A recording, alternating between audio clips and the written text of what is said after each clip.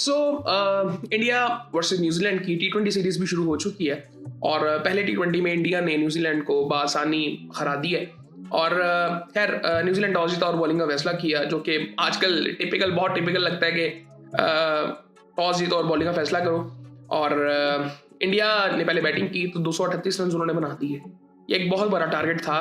सो वहाँ पे I think काफ़ी हद तक मैच हो गया था कि यार मुश्किल है इसको चेस करना। संजू सैमसन और अभिषेक शर्मा ने ओपन किया। 84 रन बनाया अभिषेक शर्मा की, जो टिपिकल इनिंग खेलता है उस तरह से उसने खेला है।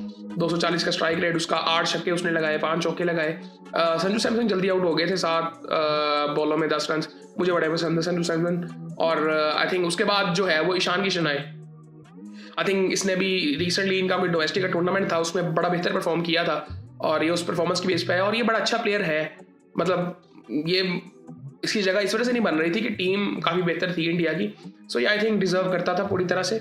और उसके बाद अब आपको शुभमन गिल यहाँ पे नजर नहीं आ रहा और आई थिंक वो T20 के स्क्वाड में भी नहीं है वर्ल्ड कप के लिए। सूर्य कुमार यादव की एक अच्छी इनिंग थी और 22 बॉलों में 32 रन उसने बनाए, 1 छक्का लगाया, 4 चौके लगाए, 145 का स्ट्राइक रेट।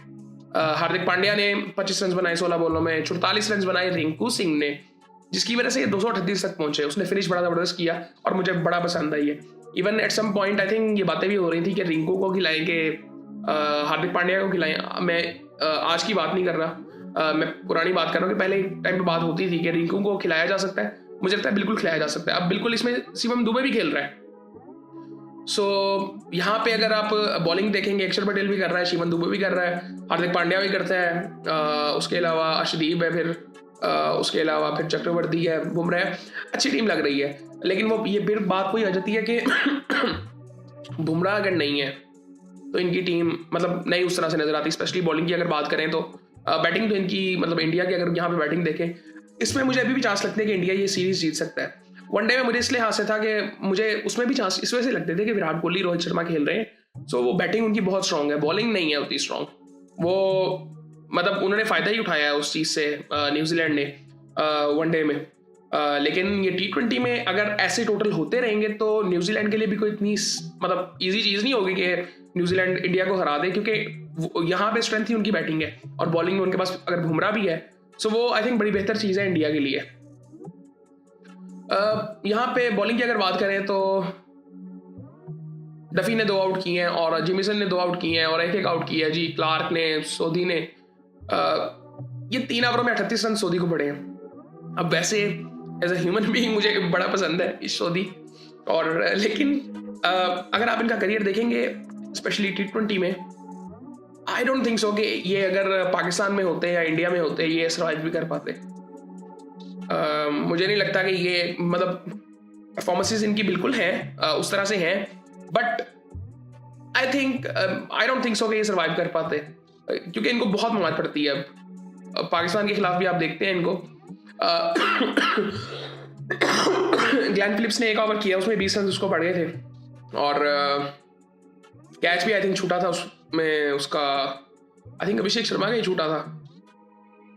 मिचेल सैंटनर ने 3 ओवरों में 37 रन दिए, 1 आउट किया। ये टिपिकल मिचेल सैंटनर नहीं था। आखिरी ओवर किया था आई थिंक उसने, डैरिल मिचेल ने 1 ओवर में 21 रन उसने दिए। और फिर उसके बाद न्यूजीलैंड बैटिंग के लिए आता है तो कॉनवे जल्दी आउट हो जाता है, रचिन रविंद्र भी जल्दी आउट हो जाता है, रॉबिन्सन 21 रन बनाता है, 78 रन बनाता है। ग्लेन फिलिप्स बड़ी जबरदस्त इनिंग थी उसकी, 6 छक्के उसने लगाए, 4 चौके लगाए और छक्के लगा रहा था ना तो भाई पक्के छक्के थे, लंबे छक्के थे, वो लगा रहा था। 39 रन बनाए चैपमैन ने 24 बॉलों में, डैरिल मिचेल 28 रन 18 बॉलों में। चैपमैन आई थिंक ऊपर, ग्लेन फिलिप्स भी आई थिंक ऊपर इस वजह से आया था कि रन्स बहुत ज़्यादा थे, जो कि ठीक भी था। लेकिन आई थिंक अब ओपन की अगर बात करें, टॉप ऑर्डर अगर टॉप 3 अगर देखें वहाँ पे आई थिंक मैं ये तो नहीं कहूँगा कि ये टीम होनी नहीं चाहिए, अभी पहला मैच ही था। लेकिन यहाँ पे मुझे देखना होगा कि ऐसे टोटल अगर होते रहे तो ये किस तरह से इसको लेकर चलेंगे। और खैर डैरिल मिचेल ने 28 रन बनाए, 20 रन बनाए जी एंड में। सैंटनर ने 13 बॉलों में 190 तक ये पहुंच सके, उसे आगे नहीं ले जा सके। बॉलिंग की अगर बात करें इंडिया की तो दुबे ने 2 आउट किए हैं 3 ओवरों में, 28 रन देके 2 आउट किए हैं। चक्रवर्ती ने 37 रन देके 4 ओवरों में। एक आउट किया अर्शदीप ने, हार्दिक पांड्या ने, और बुमराह ने कोई आउट नहीं किया। आई थिंक इसकी बॉलिंग पे कैच भी छूटा था बुमराह की बॉलिंग पे। सो ये सूरत हाल है जी इंडिया वाले मैच की। सो बाकी फिर आपसे बात होती है।